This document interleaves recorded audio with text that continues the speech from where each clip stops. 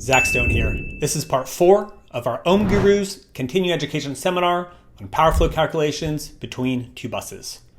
In this video, we're going to pick up right where we left off by putting it all together. We're going to be calculating the real and reactive power flow transferred between two utility generators connected between a shared bus in this real-world case study. We'll also have a discussion on how to determine the actual direction of both power flow. If you haven't watched the previous parts of this video yet, you may want to pause here and start there instead. And if you're studying for the P exam, this is going to be an excellent video for you since power flow is a subject on the exam. If you'd like to learn more about our continuing education seminars for professional engineers, check us out at www.ohmgurus.com. Here's our case study. We've got two generators in here. Look, here's our real power receiving formula and our reactive power receiving formula. Here's our case study. We've got two generators, generator 1 and generator number 2. The generators shown are identical. We don't know the ratings. We don't know the power rating, but we know that they're identical generators. But we do know the voltage ratings. We do know that both generators are rated for 13.8 kV. Very common utility generator voltage level. So I've got a generator feeding, look, here's our generator number 1 bus. This bus feeds some transmission line number 1. Generator number 2 feeds the generator number 2 bus. And off of the generator number 2 bus, there is some transmission line number 2, T2. We don't know anything about the transmission lines. They're not really needed in this case. Just makes the case study a little more realistic. Aha, what do you notice between the two generator buses, between generator 1 bus, generator 2 bus? We've got a conductor connecting them. Our one lines in real life, we typically don't show inductors or resistors. We just show a straight line. And next to the line, a lot of times we'll show the value or we'll say, hey, it's Osprey ACSR, right? 200 feet, something like that. So here we've got J.4 per unit. Uh-oh, scary per unit system. Don't be afraid. We also know from this information that the line impedance is given in per unit values based on what? Based on the generator ratings. That means we don't have to worry about any kind of base changing or anything like that. All right, what else do we need to know? Look, we've got voltages here. Both generators are operating at a voltage of 13.8 kV magnitude. Generator number 1 has an angle of -3. Generator number 2 has an angle of 2. Question number 1, is real power flowing between the generators? Is real power flowing between the generators? Yes, I see a lot of yeses. How do we know? What's the condition for no power flowing? If our torque angle delta equals 0, then our receiving power would equal 0. Is the torque angle 0? Is -3 minus 2 or 2 minus -3 equal to 0? No, right? So we also know that the receiving power is not equal to 0, which tells us that yes, real power is absolutely flowing between the generators. Now we got to figure out what's the direction. Is it flowing from generator 1 bus to generator 2 bus or 2 to 1? Real power flows from what? Yeah, I see a lot of you saying 2 to 1. Real power flows from leading to lagging voltage phase angles. Which one's leading, which one's lagging? Look, 2 degrees is bigger than -3 degrees, right? Generator 2 bus, the voltage leads the generator number 1 bus. So real power is flowing from generator 2 to generator number 1. Here's the direction of our real power flow. That means generator number 2 is really the sending bus. Generator number 1 is the receiving bus. All right, last, how much real power is flowing through that J.4 conductor from bus 2 to bus 1? Here's our formula. We know the reactance is in per unit, 0.4 per unit. Can I use 13.8 kV times 13.8 kV for VR and VS if I'm using per unit down here?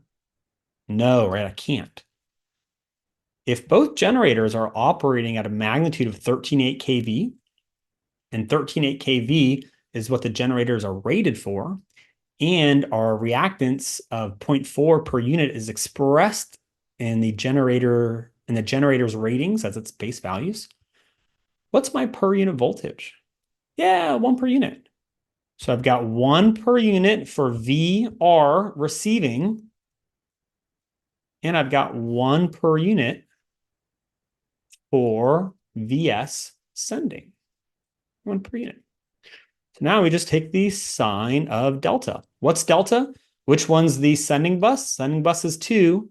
So I've got 2 degrees minus negative 3 degrees. How much real power is flowing? Anyone got a calculator handy? Well, let's see. Fraction 1 times 1 over 0.4 times the sine of, I can say 2 minus negative 3. Or I could say what? 2 minus negative 3, that's the same thing as 5. Same thing. How much real power is flowing? We've got about what? 0.22 per unit of real power in watts. What does that tell us? That means whatever the ratings of this generator is, about 22% of that power rating is flowing from bus 2 to bus 1. In other words, if this was a 100 megawatt rated generator, we would have how much?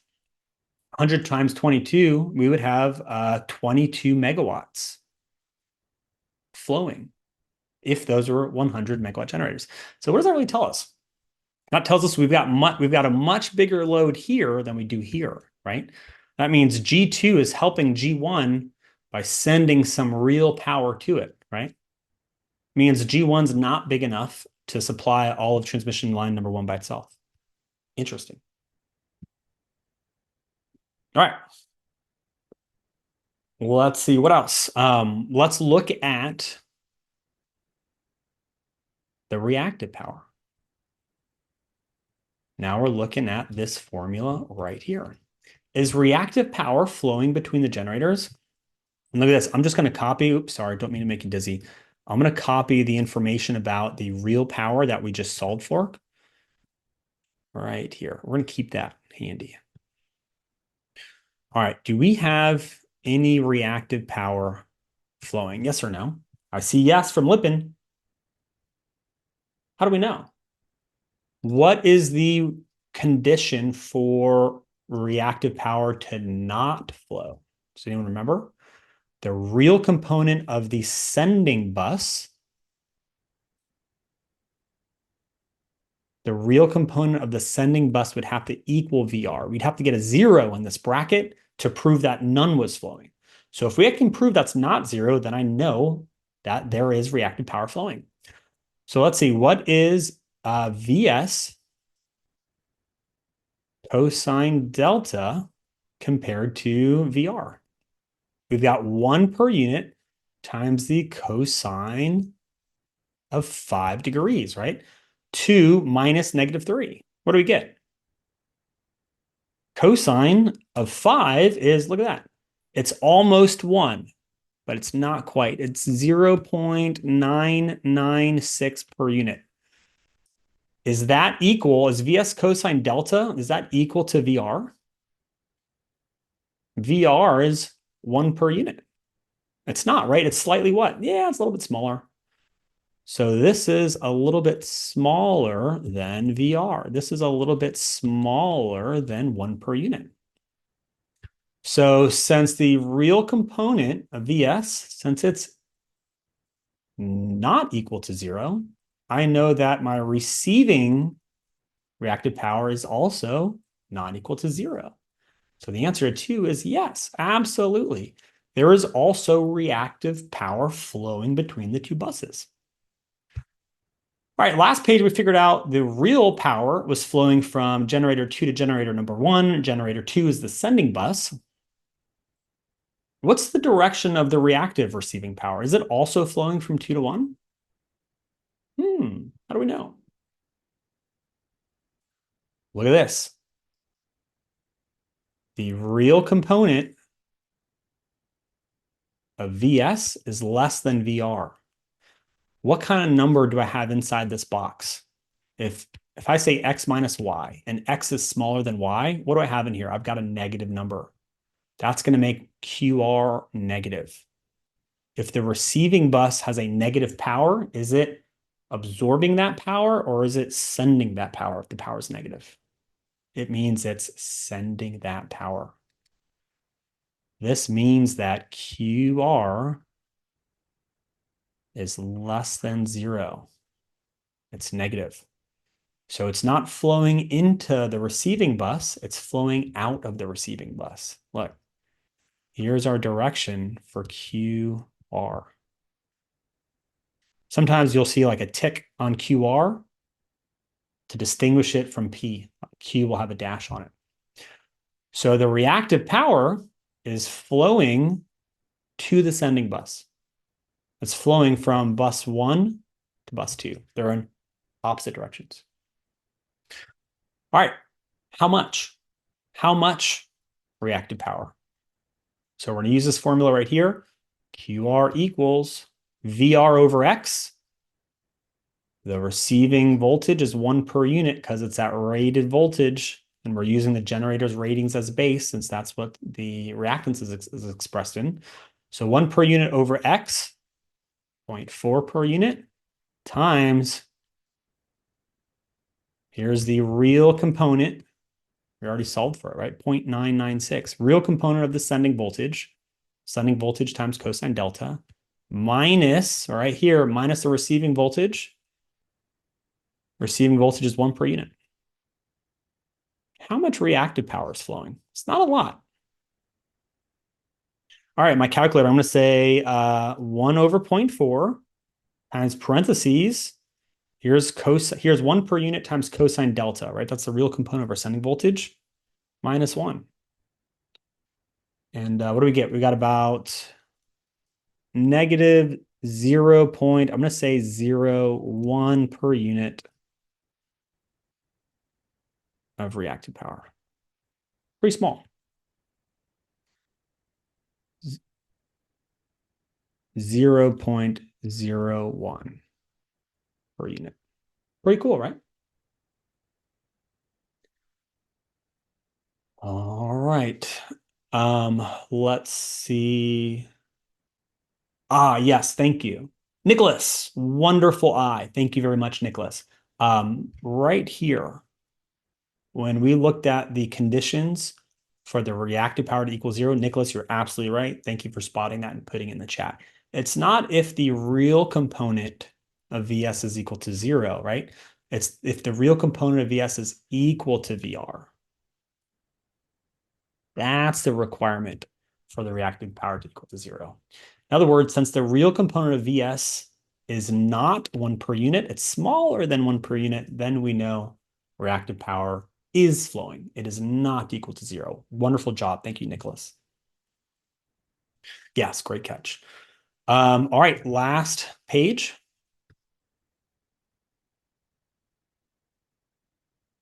Let's include what we determined of the the receiving real power and the receiving reactive power. How about this? Is there any real power absorbed in the line? Yes or no? Any real power absorbed in the line? Yes or no? No, why not? Big old no. Why not? No resistance, said Sam. Yeah, R equals to 0. If R equals 0, then P equals 0. There is no resistance in here. It's like 0 plus J 0.4 per unit. There's no resistance. There's no I squared R losses to absorb in that conductor. So this is 0 watts. All right, 4. What about is there any reactive power absorbed in the line? Is there any reactive power? Let's see, Brandon said, would QR be positive because of the direction of the arrow? Yeah, that would be more accurate. Brandon, good catch. Yeah, we could say QR. Actually, we could say QS equals 0.001. How about that? Or we could say, actually, to be even more accurate, look, Brandon, we can even do this. we could show QS, or rather negative QR, as being right here, because we've got a little bit of reactive power in this line that we're about to solve for. How about that? We'll be really, really accurate. I like that. We'll say that's QR. QR with, yeah, I guess the arrow would be the other way around if we want to be really technical. We'll be as exact as possible. But I'm going to leave the arrow pointing down just so we all understand that they're flowing in opposite direction. All right, reactive power on the absorbed in the line. We know the answer is yes. How do we know that there is reactive power absorbed in the line, unlike no real power absorbed in the line? How do we know that? What's in here? We've got what? Got a line reactance, right? We've got J 0.4 per unit. This is a reactance. Reactance absorbs reactive power. Determine the amount. How do we figure that out? First, we gotta use Ohm's law to figure out the line current. Ohm's law, I equals V over Z. What's our voltage? What's our voltage? We're going to calculate, we're going to use KVL to subtract. We got to get the voltage drop. We're going to take the sending bus minus the receiving bus. Look, real power and current always flow in the same direction. If real power is flowing up from bus 2 to bus 1, the current is flowing from 2 to 1. So we have to take this voltage minus that voltage to get the right polarity. So sending bus, 1 per unit, because it's operating at 13.8 kV. It's rated for 13.8 kV. So 1 per unit at 2 degrees minus, here's the G1 bus, the receiving bus, another 1 per unit at negative 3 degrees. And we're going to divide by our conductor, J 0.4 per unit. What do we get for the current? All right, in my calculator, let's make some room. Fraction sign, 1 per unit, 2 degrees, minus 1 per unit, negative 3. Over our J 0.4 per unit reactance. How's that? Anyone else got their calculator? Anyone working alongside me? We were looking at about 0. Let's say 22 per unit at negative ½ degree. Good, I do see something with the calculator. All right, we got the current. Now what? How do I calculate the reactive power if I know the reactance and I know the current magnitude? What formula can I use? How about S equals I squared Z? If all of Z is a reactance, if it's purely reactive, then instead of S, I'm going to get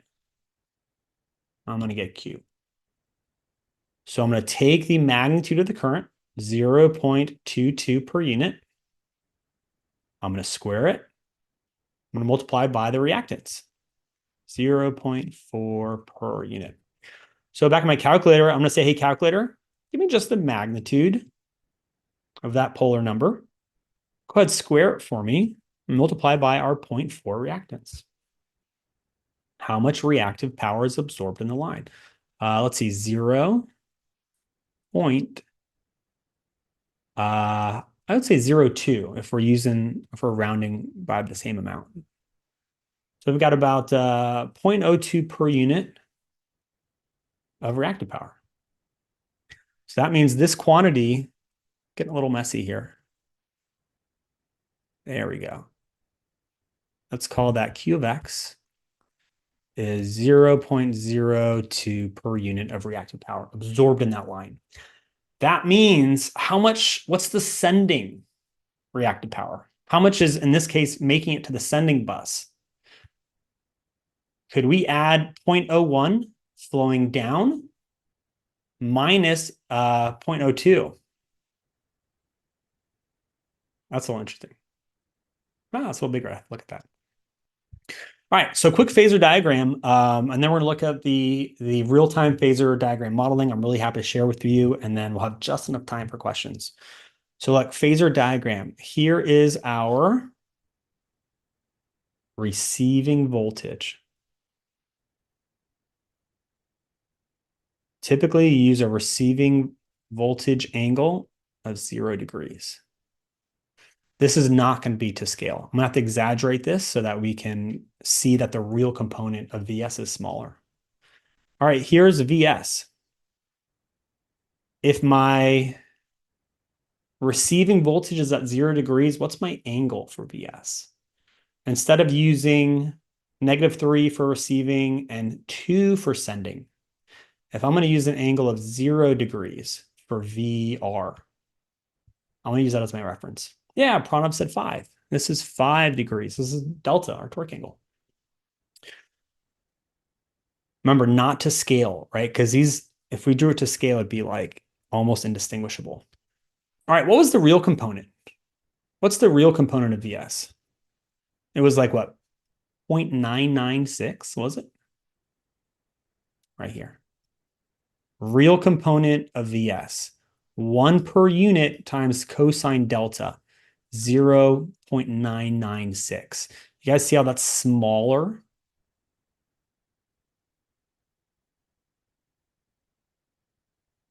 See how that's smaller than 1 per unit? How do I draw the real component of VS? How do I find it on a Phasor diagram? How do I find it?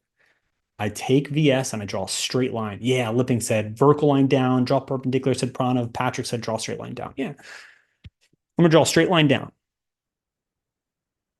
I'm going to make a right angle. Let's change the color.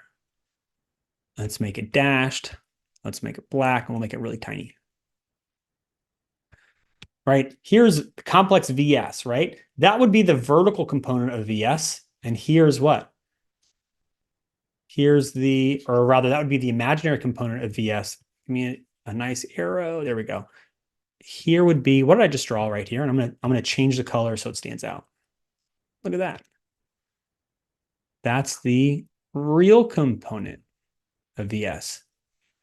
Can everyone see graphically how the real component of VS, that black arrow, 0.996, is less than this blue arrow, is less than 1 per unit? Again, that tells us what? That tells us the reactive power. It's not flowing from the sending bus to the receiving bus like the real power is. It's flowing in the opposite direction. Who can tell me, will the receiving power and the reactive power, will it always flow in the same direction? Yes or no? No, right? It can, but it doesn't have to. They're what? They're independent of each other. Look at those quiz questions. All right. We're going to look at this real-time Phasor modeling diagram. Any questions on these calculations real quick? I'll just take a couple. I don't want to spend too long here because we do got some really neat stuff to show you here. That's it for part 4. Coming up next on part 5, our final video in this series, I'm going to show you a real-time Phasor diagram model that I built that lets us see exactly how all of these values and variables interact with each other in real time. We're going to be changing both the torque angle and the real component of the sending voltage to see exactly how they affect values such as real power flow, reactive power flow, power factor, current, voltage drop, and more. It's a really neat model that really helps to complete the bigger picture, so you're not going to want to miss it. Coming up next.